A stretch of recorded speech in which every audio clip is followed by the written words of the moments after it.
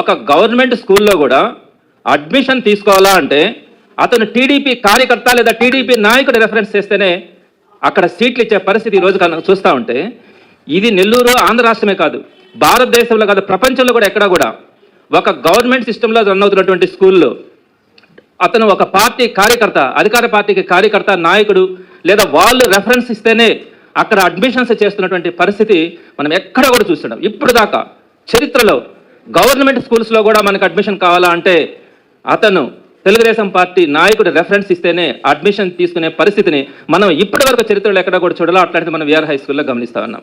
దీనికి సంబంధించినటువంటి డేటాను నేను మీకు కొంత ఇస్తాను. ఒకటి, టోటల్గా విఆర్ హై స్కూల్లో కొత్తగా అది ప్రారంభమైంది. 1063 అడ్మిషన్లు టోటల్గా అక్కడ చేయడం కూడా జరిగింది. సో ఈ 1063 అడ్మిషన్స్ ఏ విధంగా చేసినారు? మామూలుగా అడ్మిషన్స్ చేయాలా అంటే ఒక హ్యాబిటేషన్ ఏరియా అన్నది ఉంటుంది స్కూల్కి అడ్మిషన్ ఇవ్వాలంటే, అంటే దాని చుట్టుపక్కల ఉండే వాళ్ళకి ఫస్ట్ ప్రయారిటీ ఇవ్వాలా, సీట్లు మిగిలితే ఆ నెక్స్ట్ ఏరియాకి ఇవ్వాలా, ఆ తర్వాత ఆ చుట్టుపక్కల ఏరియాలకు ఇవ్వాలా.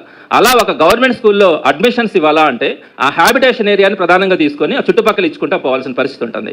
ఇక్కడ అలాంటి పరిస్థితి కాకుండా ఒక నియోజకవర్గాన్ని తీసుకొని ఆ నియోజకవర్గంలో డివిజన్ల వారీగా, పోలింగ్ బూత్ వారీగా అక్కడ వాళ్ళకి ఎన్ని ఓట్లు వచ్చినాయి, భవిష్యత్తులో ఎక్కడ ఓట్లు వస్తాయి, అక్కడ మాత్రమే సచివాలయాల దగ్గర నుంచి ఒక డేటా తెప్పించుకొని దాన్ని వాళ్ళ దగ్గర ఉన్నటువంటి ఒక 35 మంది స్టాఫ్కి అప్పగించి 264 మంది టీడీపీ కార్యకర్తలు, నాయకులు ఎవరెవరైతే రెఫరెన్స్ ఇచ్చినారో వాళ్ళందరికీ మాత్రమే కేవలం సీట్స్ ఇచ్చి ఎక్కడ కూడా కాలేజ్ స్కూల్ లోపల ఒక అడ్మిషన్ ప్రాసెస్ స్టార్ట్ చేయడం కానీ, నోటిఫికేషన్ ఇవ్వడం కానీ, అప్లికేషన్ ఇవ్వడం కానీ, నో అడ్మిషన్ బోర్డు మాత్రం ఒకరోజు మనం చూసినాం. మీరు దానికి ముందు చూడండి, ఎక్కడైనా విఆర్ హై స్కూల్ లోపల అడ్మిషన్ ప్రాసెస్ జరుగుతున్నట్టుగా ఒక అప్లికేషన్ ఇవ్వడం కానీ, ఒక అప్లికేషన్ తీసుకోవడం కానీ, నోటిఫికేషన్ కానీ ఎక్కడ ఇవ్వలేదు. కేవలం నో అడ్మిషన్ బోర్డు. ఏ విధంగా జరిగింది? కంప్లీట్ గా మీరు సచివాలయాల దగ్గర నుంచి ఆ డేటా తెప్పించుకొని మీకున్నటువంటి ఎంప్లాయీస్ అందరినీ పెట్టి అక్కడ ఉన్నటువంటి ఆ పోలింగ్ బూత్ వారీగా ఉన్నటువంటి మీ స్టాఫ్ ని పిలిపించుకొని మన పార్టీ కార్యకర్తలు, నాయకులు ఉన్నారో వారికి మాత్రమే మీరు సీట్ ఇచ్చిన పరిస్థితి చూస్తూ ఉంటే ఈ రోజు ఒక గవర్నమెంట్ సిస్టంలో నడుస్తున్నటువంటి ఒక స్కూల్లో మీరు కంప్లీట్ గా సీట్స్ ఇవ్వడం అన్నది